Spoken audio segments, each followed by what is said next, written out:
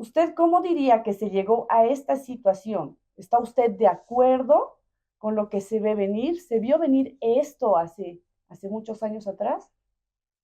La crisis actual, que es de carácter múltiple, no es que se haya producido de un momento a otro.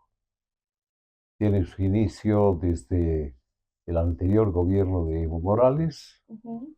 y tiene también el acarreo de problemas y de deficiencias en una visión sobre el uso de los recursos que nos ahogaron proveniente de los precios altísimos de los hidrocarburos, fundamentalmente el precio del gas natural. La demanda extraordinaria y la tasa de crecimiento de China durante el periodo 2006 hasta más o menos el 2013 o 14 había disparado el precio de casi toditas las materias primas, muchas de las cuales se producían fundamentalmente en Latinoamérica. Por eso es que los efectos del crecimiento de China, la subida extraordinaria de los precios de las diferentes materias primas, beneficiaron no solamente a Bolivia, sino a la gran mayoría de los países latinoamericanos.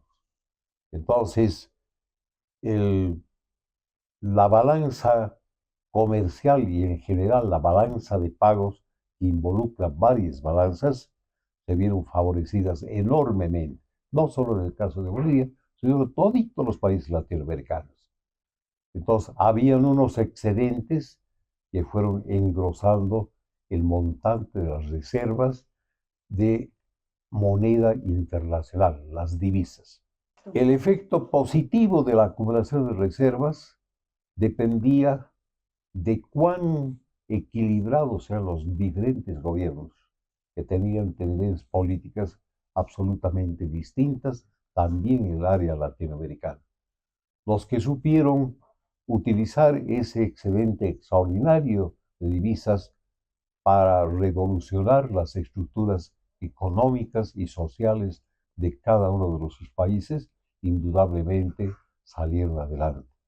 Los países que no supieron usar con equilibrio en una visión de largo plazo los excedentes monetarios que se habían venido acumulando durante varios años y dispusieron esos recursos sin una visión clara y concreta de desarrollo del país, revolucionar áreas cruciales, por ejemplo, en el caso de Bolivia, el, el nivel educativo, revolucionar la educación desde el grado de parvulario, la primaria, la secundaria, la universitaria, lógicamente en un concurso pleno con el mismo tipo de criterios de las diversas universidades públicas y privadas de Bolivia.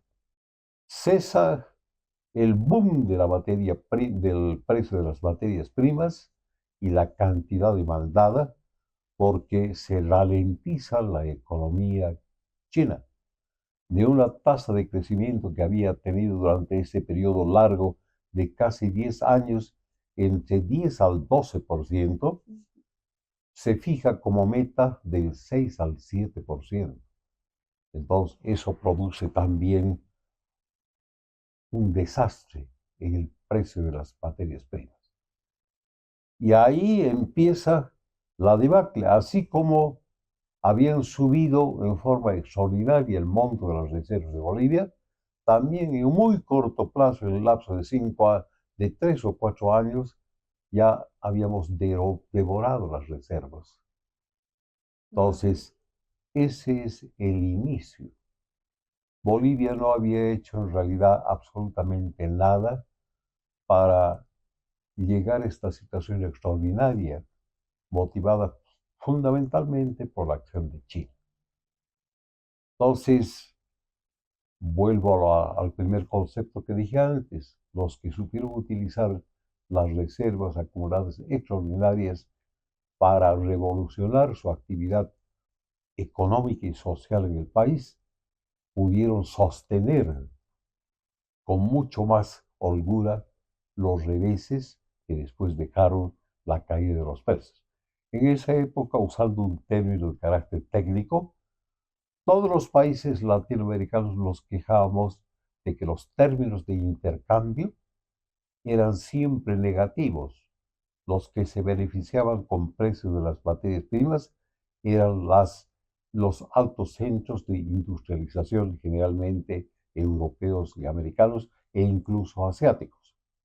En cambio, con la subida extraordinaria de los precios de las materias primas, los términos de intercambio se voltearon. En ese caso, más bien todo ese beneficio de subida extraordinaria tan rápida fueron positivos para las economías latinoamericanas.